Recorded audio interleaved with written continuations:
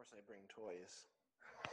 Rather than trying to do Aramaic toning in a mask, which would probably make me pass out, I'm going to offer a little of this sort of as a recalibration, help us kind of fall back to center. I'm not implying anything's different with the world or anything like that right now, but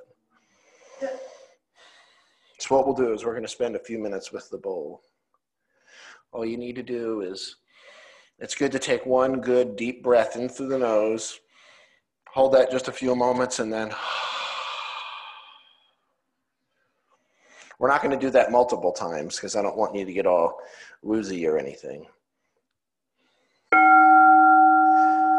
What we do is we just sit with the sound of the bowl.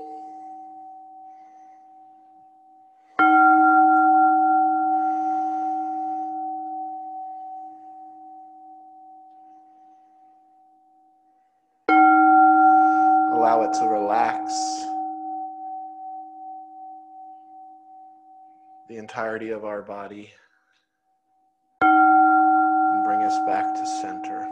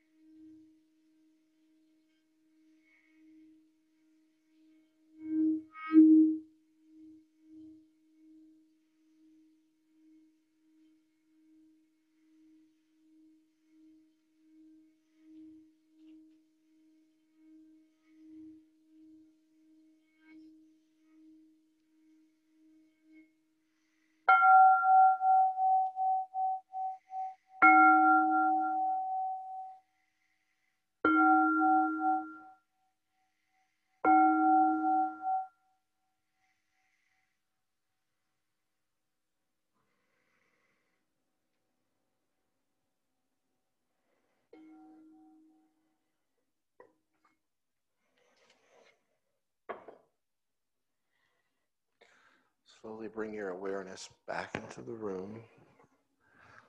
I'm going to attempt to do this in a very different way from what I normally do. I'm going to try to sit. We'll see. Also, rather than like normally I'm here and I do my thing, and I'd like it to be a little bit more open, meaning that, because I'm going to hit on a couple of subjects here that I think, I don't know if I would call them a sore spot, but there's something that needs to be discussed, I think, in our culture right now. And no, it's not politics. Why even touch it with a 40-foot pole? But it could involve politics, but we'll get to that. So how's everybody doing? Gosh, whew. Has it been weird or what? Like late February,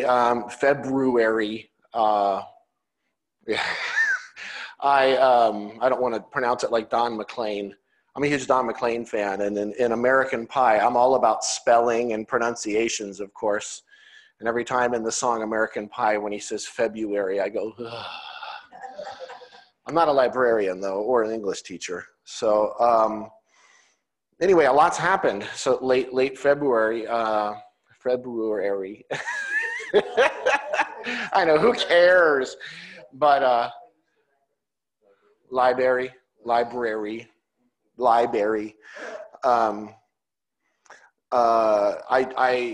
It was like everything was starting to happen, and then early March comes in, and I was actually supposed to be at Chantlanta, and like a few days before that got canceled, and then all of a sudden I watched this is actually my first public talk since late February, and but I watched them fall like dominoes, and it was an interesting experience for me because I'm like, well, that's interesting. Everything just kept falling. And I don't even necessarily mean that to be in a bad way. Just, I realized, okay, this is somebody's standard cell phone. No, it figures it's Don, right? I'm just kidding. But anyway, I knew it was going to be a different year. So what did I do? I kind of hunkered down. I haven't put an email out through my email list in over half of a year. Oh, there we go. It's been a long time.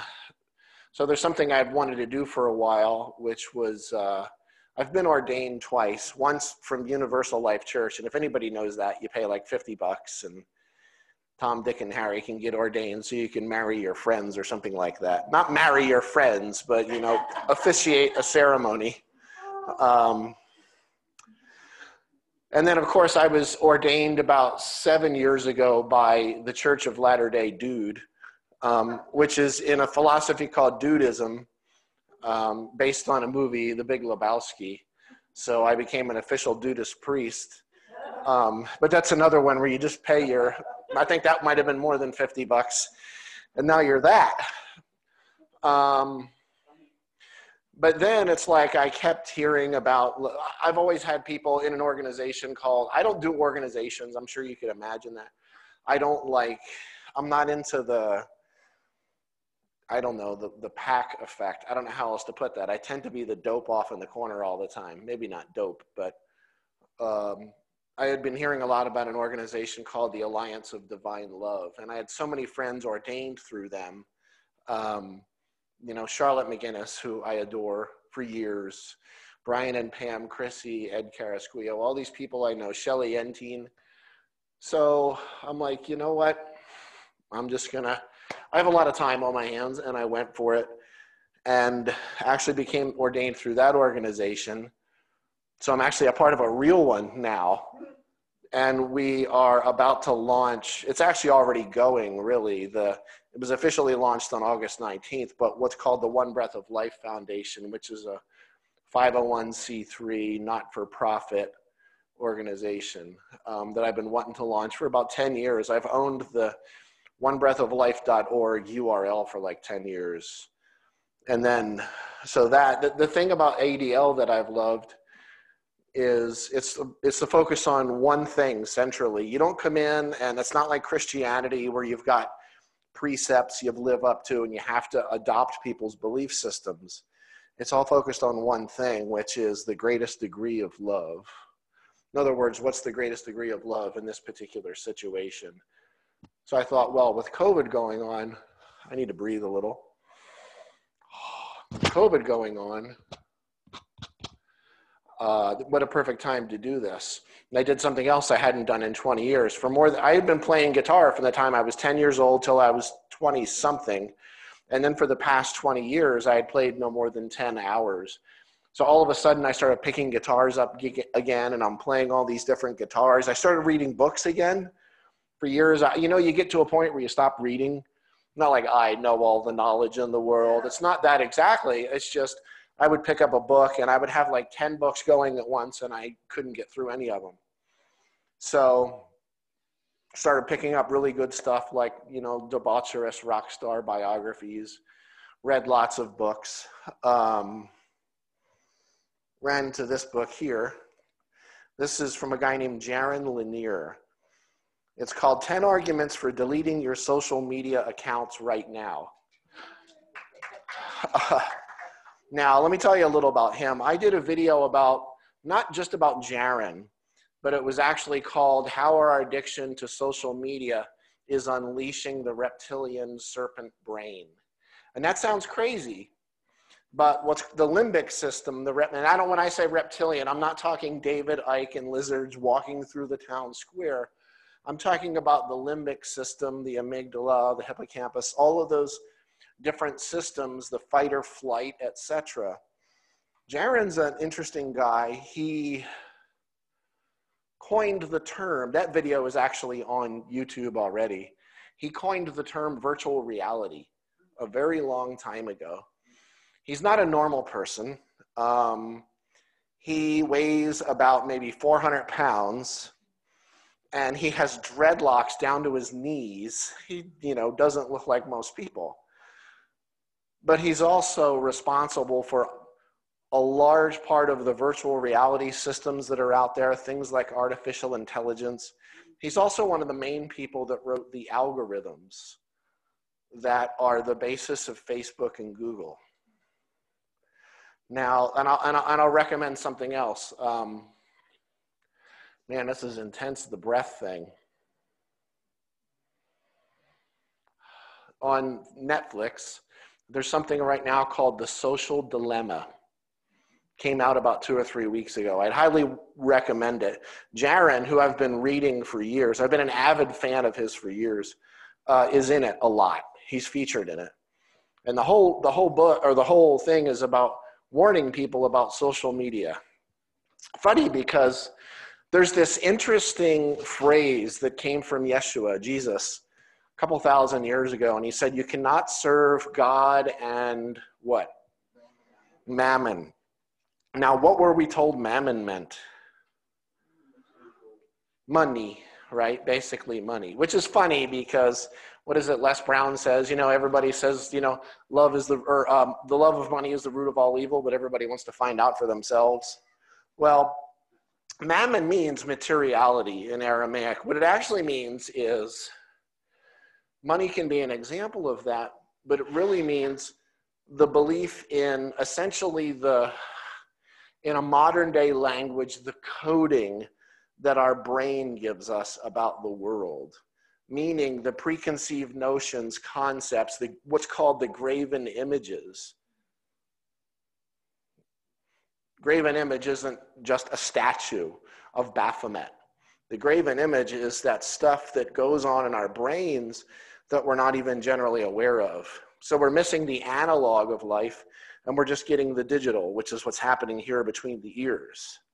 So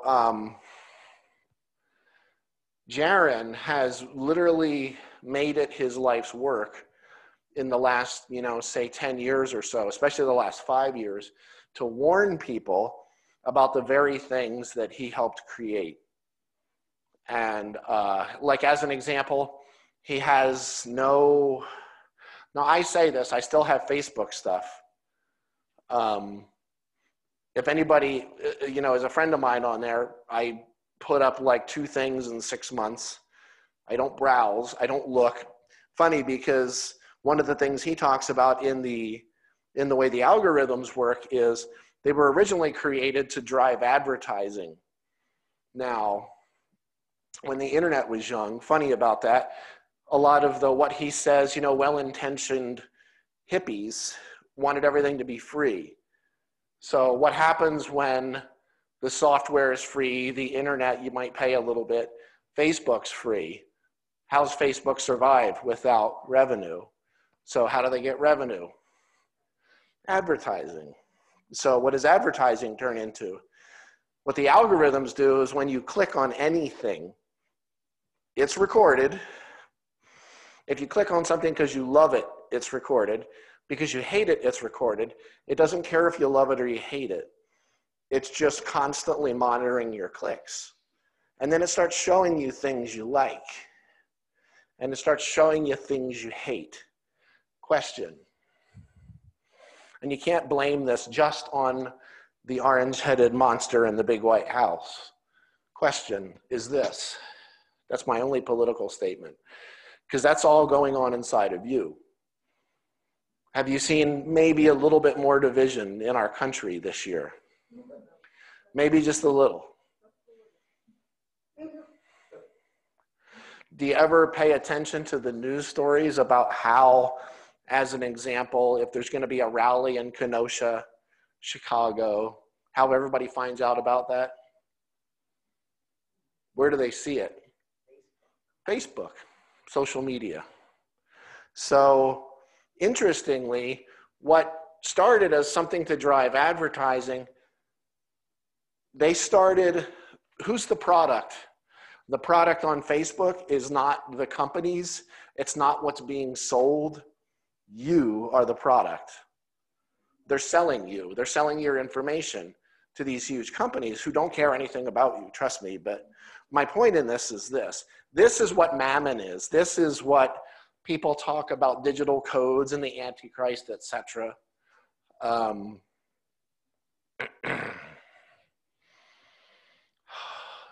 When you start clicking on everything, not only is it showing you what you like and don't like and what they can sell you, it starts predicting what you're going to click on. And then what it does is it starts to adjust what you click on. What does that mean? That means that the software actually creates more algorithms that cause you to click on the things that they want you to click on. So in other words, it's no longer advertising, it's now behavioral modification. Interesting thought. And the funny thing is, which emotion do you think is more powerful with an algorithm? Negative or positive? Negative. Why? There's emotion driving it too. Not just logic, but emotion. Negative has all that repressed and suppressed energy. Absolutely. All that bottled up everything is there. So interesting about that. What's that? Oh, absolutely. Unfortunately, it's everywhere. You know, I'm from New Jersey, and that was the state where back in the 50s, they started flashing subliminal messages in the movie theaters to like buy more popcorn, Coca-Cola, it's so delicious, all this other kind of stuff, and it worked. And then, of course, they outlawed it. But who's really sitting there and paying attention that that's not happening anymore? Have you noticed like anything on a lot of the pickup trucks around town? Anything at all? What have you noticed? Flags. It's interesting because Sinclair Lewis said that when fascism comes to America, it will be wrapped in a flag and carrying a cross.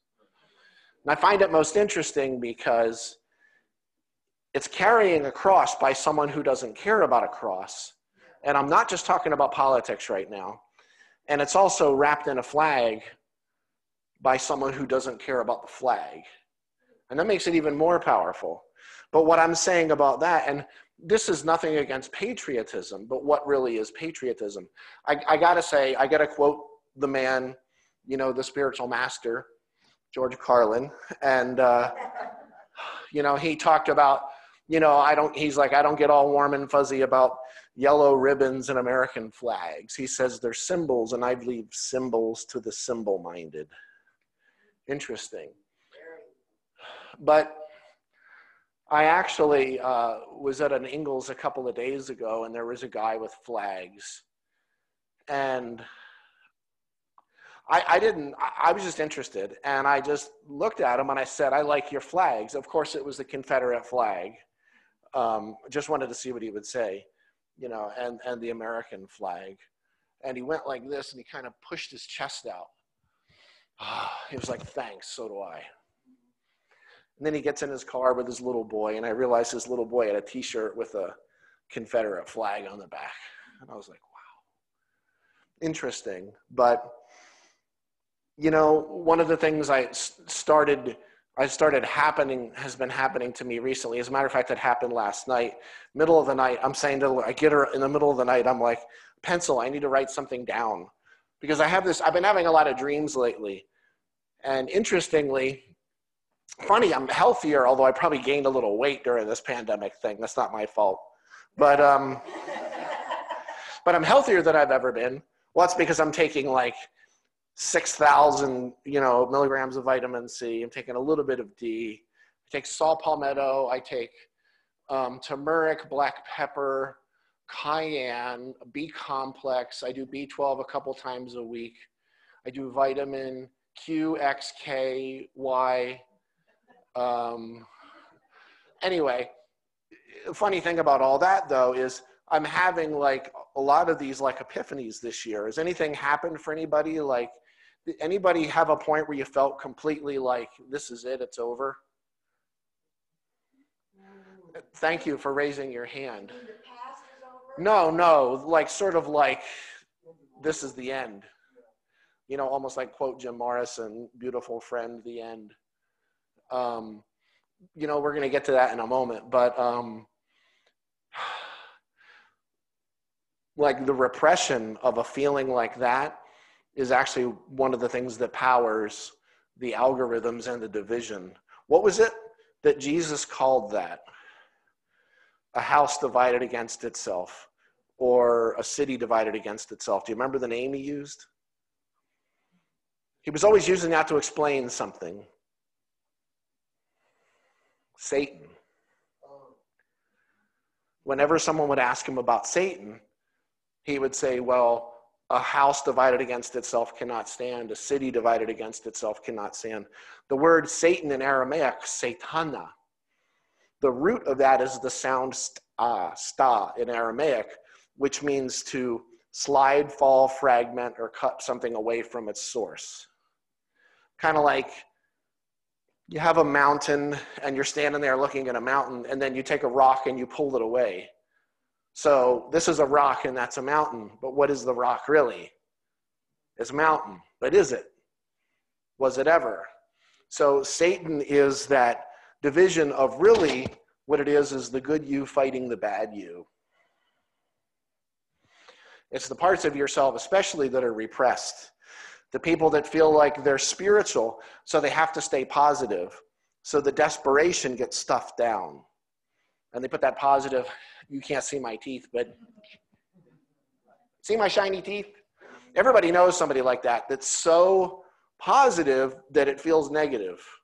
And it's like forced because it's not real. Funny that something like that, like posting something on Facebook, it's a funny thing that my buddy back in New Jersey, Mike, he constantly will see something. Like we have a friend who was this like staunch Christian back 30 years ago and was always cramming that down our throats. And now he's a staunch atheist. So he's like constantly cramming the fallacies of like salt lamps and anything you can think of, essential oils down our throats. It's exactly the same thing. So Mike will write these like 10-page diatribes, almost attacking the friend of ours, and then he deletes it. Good practice. What I'm saying though is one of the things I've been having lately is I've been having a lot of intense dreams. And I had a dream, as a matter of fact, last night where I was taken into a library, and I was actually it wasn't a library, it was a bookstore. It was but it had a lot of older books too.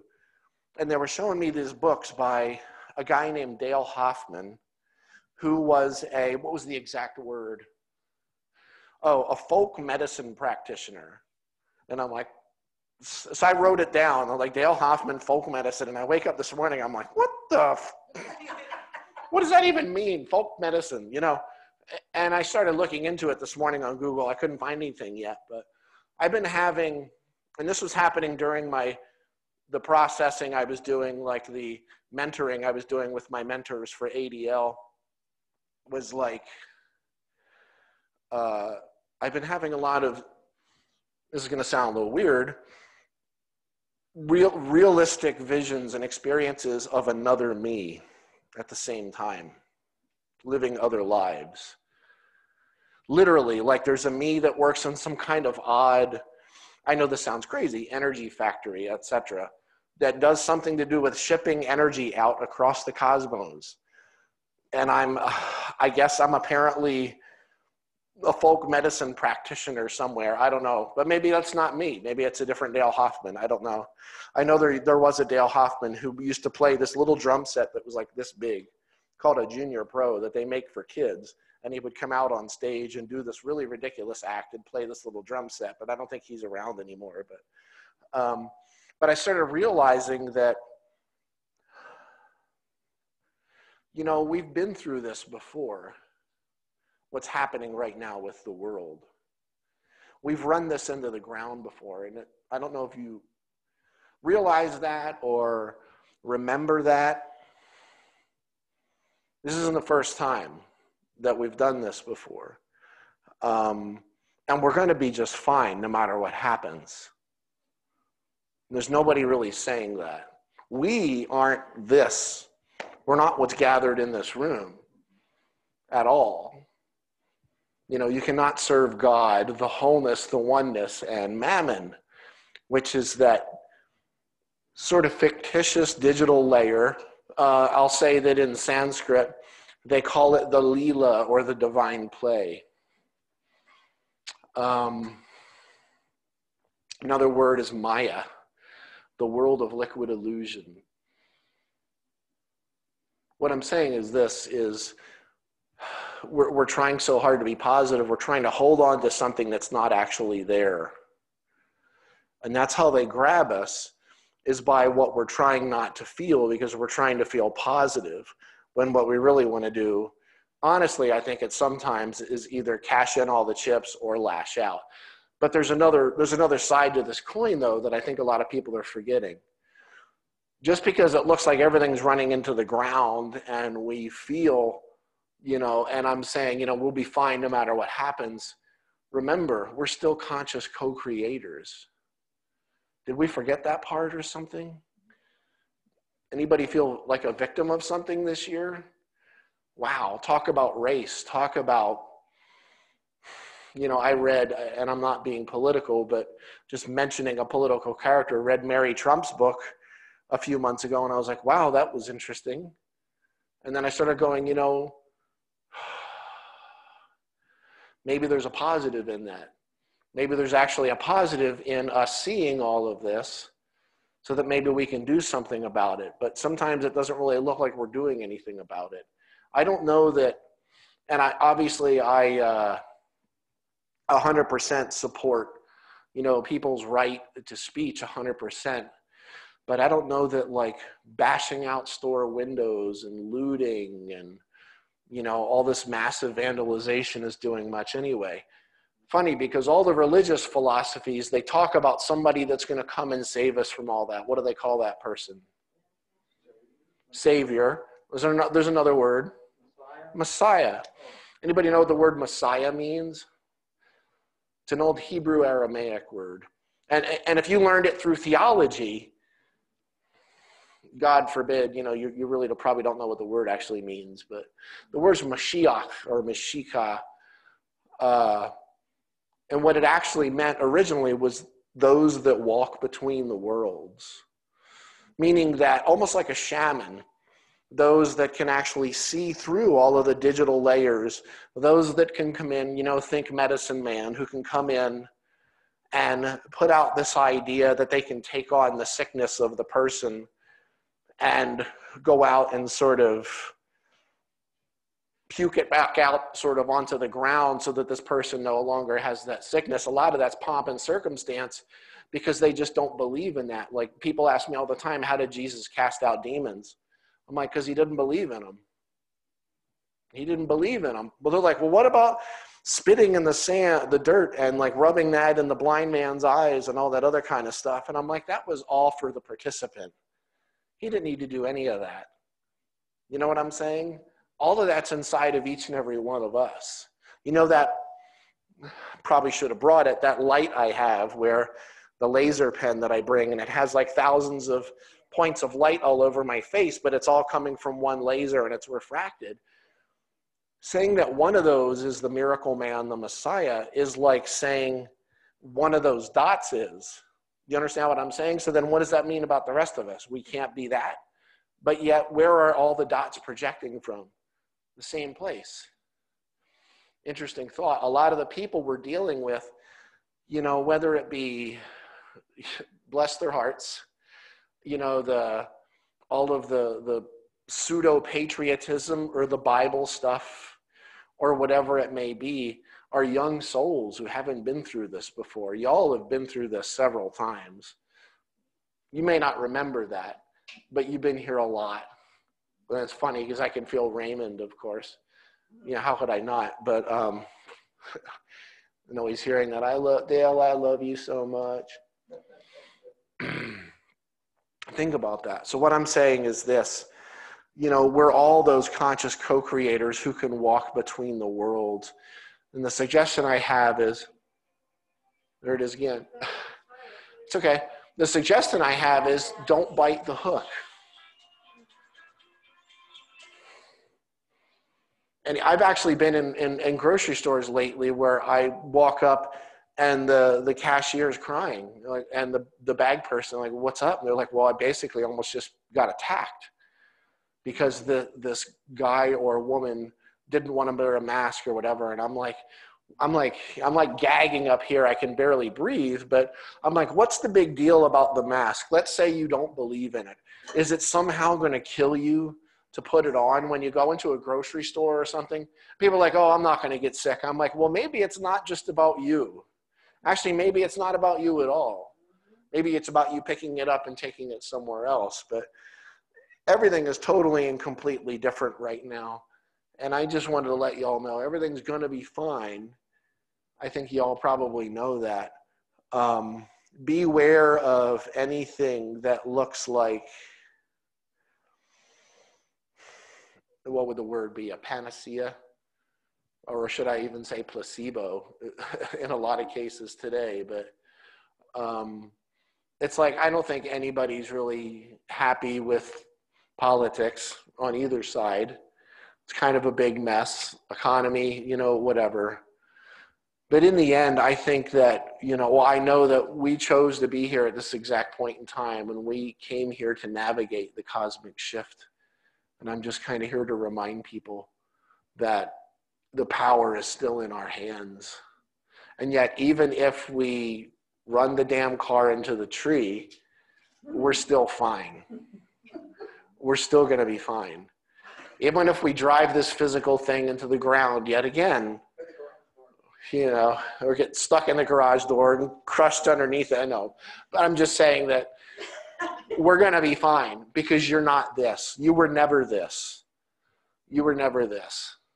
You never will be this. This is all, and I'll leave you with Yogananda. I've said this in this room many times, where he said to transfer our sense of identity from the pseudo soul or ego or the divine play or this movie projecting on a screen and bring it back to the true inherent nature of our divinity and to become the ever joyous witness of a stupendous cosmic drama. So who knows what's going to happen? It's funny, have you noticed that there's been a lot of, I always wondered what happens like when these religious nuts, bless their heart, predict a particular end of the world. And there was a guy that said it was supposed to be in February. And then he was like, wait, he miscalculated. It was actually in June. But then after it didn't happen in June, you didn't hear from him again. I'm like, what do these people do after that? Do you just pack it in, or is everybody gathered around you, keep hanging out? I mean, I've always, anyway, I want to recommend, even if you don't read this book, I really do recommend The Social Dilemma on Facebook. Netflix. Yeah, look at that. That's the algorithm working in my mouth. I actually have, I've got interviews of him with Tavis Smiley right before Tavis got brought down a couple of years ago on PBS. Some amazing interviews he did with Tavis. And, you know, Jaron walks out, this huge Jabba the Hutt, like barefoot, you know, and his hair is like all over the place. And interesting. Did I snort? I snorted. I want to tell you what number 3 is here. It's 10 arguments. And social media, the argument 3, I can't say it, but social media is making you into an not a kind word. What he talks about is how it actually stimulates those parts of you, like the worst parts of you, and brings them out to play. Again, I say, don't bite the hook. If you've noticed, like in the last few years, that you don't see your friends on Facebook anymore, you just see the people that you can't stand or whatever. Or you've clicked on an ad on Facebook, and then like 6 hours later, you pick up your phone, and all of a sudden, or you go on Amazon and it's showing you the item you looked at, but you know, I'm just saying, stay awake. And this can be, something great can come out of this. You know, we can start using these much more mindfully. Maybe a paid system will come in where you have to pay to be on some other kind of a Facebook where advertising is not allowed. I know that's a dream world. People say, I don't want to pay for it. Well, you are paying for it. You're just paying in a much different way, including with some other entity, a dark ghost machine that's running your life and telling you where to click. That's what you get for free social media. So I'm just telling you to be aware, because you can't serve the oneness and that illusion at the same time. You peek in and out between the two, but So what a great way to open this up again. Yeah. You use the term conscious co-creators. What do you mean by being a co-creator? Well, a co-creator is, I mean, that's thousands of year old philosophy that, you know, we are the one. We are each of us are co-creators, as the dots on my face with the pen that I don't have with me. And yet the co part is not only that we are co-creating together, but that we are creating as the one. So it's really two levels of creation, but really it's not a level at all. We are the one. You know, Jesus said, is it not written in your law that I said that you are God?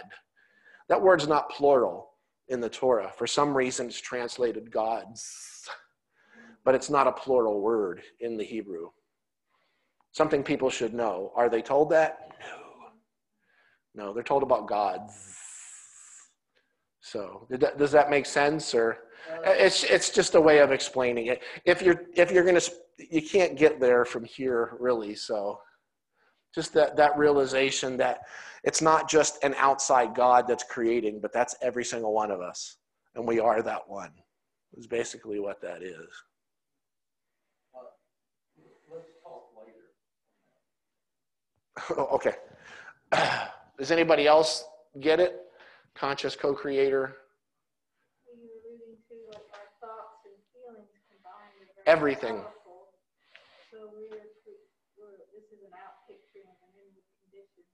That's part of it. It's absolutely part of it. Yeah. And I mean, we tend to, unfortunately, maybe not unfortunately, because it is a lesson this year, be creating in a lot of ways from the phantom us, the us that's not real, a lot more than usual. But there's a huge lesson in that. And I mean, a lot of the powers, interesting to watch, you know, Wells Fargo, like what they've been going through for years, and they can't seem to catch a break. This big monster company that's been around for 150 years, and every time it'll have some kind of controversy that comes out, and they dump billions into advertising to apologize, and then they do something else really stupid. And then they have to dump out billions more in advertising, and they do something else stupid. This time it was the CEO, you know, a couple of days ago saying something like, we don't hire, you know, blacks because that the gene pool is very, what was the word he used? Something, you know, in the black community. So they don't hire many blacks because they don't have enough good prospects there. It's like, oh, now they're about to dump out another $150 billion worth of advertising. But what I'm saying is, you know, that's how they keep us going back and clicking, clickbait, keep us on the hook. You've got the controls here. You know, you're in control of this engine, nobody else. Maybe we're all living our own world. Well, the biggest part of it is, you know, the people you surround yourself with.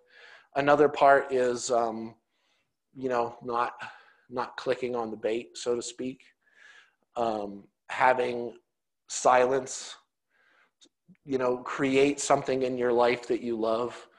Don't just consume what somebody else is creating.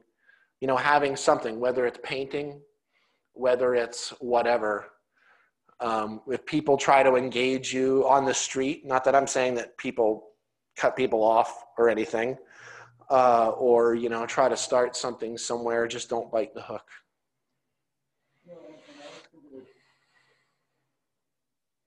The beautiful part of that phrase is the conscious part. I think all of us are co-creators. We may,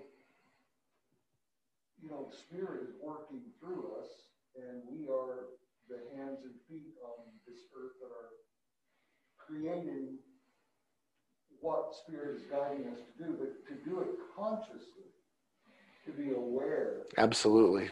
That power is us. It allows us to yield and to let that false part of us slip away and simply be the conscious presence of Spirit on earth doing what Spirit does. I just think it's like one thing, all we have is a gift from the divine. And that's the truth for everybody on the planet, regardless where they're at spiritually. But to be aware of that consciously, that's the difference. And yeah, that's huge. And I would add that for me, the primary key, like if I do a mentoring session with someone, I just did a mentoring session with a woman in Sweden the other day, and we got to the end and I'm like, well, here's the one thing, if you forget everything else I've said, remember this. Remember that it's the ultimate technique. It's amazing because I tell people all the time in Aramaic, if you go into a Bible and you see the word spirit coming out of Jesus's mouth, take a pencil and cross out spirit and write breath above it, because that's more accurately what that meant. He wasn't talking about this disembodied spiritus, which is a Latin word that he never heard in his life. He was talking about this underlying substance, something that binds all together, that's threaded into everything, that activates literally through our own conscious choice of. But when things start feeling like, the bomb's about to blow, in the nose, hold that for just a few moments and then out the mouth. Do that 2 more times. Do it 3 times. It's amazing. But when you're doing that, you're also releasing everything. You're pulling in. I sometimes see myself, I'm almost virtually always barefoot. Not in the store or anything, but literally breathing it in through the soles of my feet, the energy of the earth, that cleansing energy, the haya, the chi. Hold that for a few moments, and then on the exhalation, it's just a complete exhale and release of everything. Letting go of everything. Like when all this started happening and I was like watching, every event that I had on my calendar, every single solitary event, which has $signs attached to each one too. I mean, yeah, I do this because I love it, but it's also how I support my family, etc. When all those bubbles started popping, I think I did pretty good because I didn't go, oh. Well, I think I did back there a little bit, oh. But for the most part, it was like, okay, big lesson. And then we moved our family from one house to another, thinking that we'd have an area of this house to do private events. And then we couldn't do private events. And it's like, okay, because we lived in this little tiny, well, Don had been there, tiny little, place for years, 16 years. And it's just, the key for me has been just the release. And then again, it's everything Bill said. It's about the conscious part, about being aware of it rather than just the unconscious clicking and being against everybody and all of this polarization. It's, whew, I've never seen anything like it. Never. But we have choices, and we're creators here too. And fighting back obviously isn't the answer. It's funny because and this is what countries generally look like before a takeover.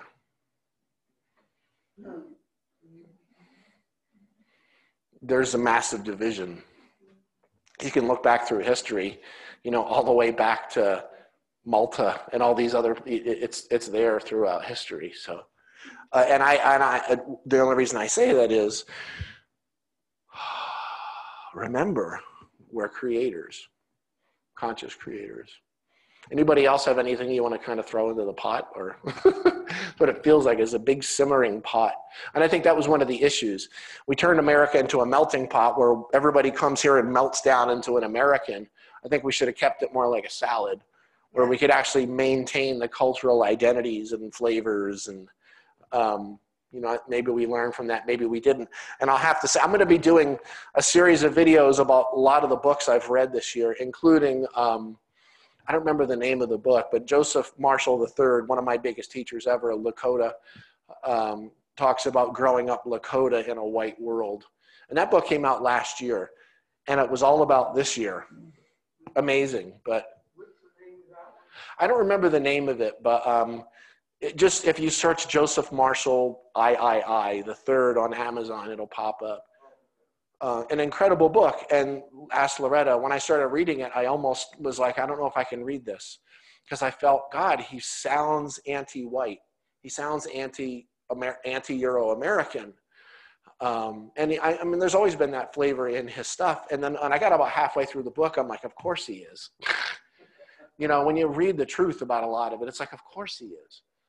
But yet he's still open to communication. And it's amazing, though, because the book was written actually 2 years ago, came out last year, and it was like it was about 2020, about divisions, etc. So I think the powers that be are creating a lot of negative energy because that's what suits their purpose. And it's more powerful. It's a much more powerful leverage. As light workers, I think it's important that we create the positive energy to offset that. We need to send out as much positive and love energy in the universe. And, and again, I think the primary technique in that is letting go of whatever it is that we are against, even for whatever, and just clearing the slate, taking those 3 deep breaths and just being completely open. If you don't believe you want to know how much I believe in that, just go look at the license plate of our Chevy Equinox. It says OPEN. And of course, people walk up to my gorgeous model wife and go, what does that mean, babe? At the grocery store, the open thing. She's like, whatever it means, what is it? Whatever you want it to mean, or something like that. But they're like, really? No, it's not what it meant. It meant open. Because if you're not open, you're over, basically. Just, as the Lakota said, let the wind blow through you. That's huge. Thank you. Thank you for being open and for your dialogue.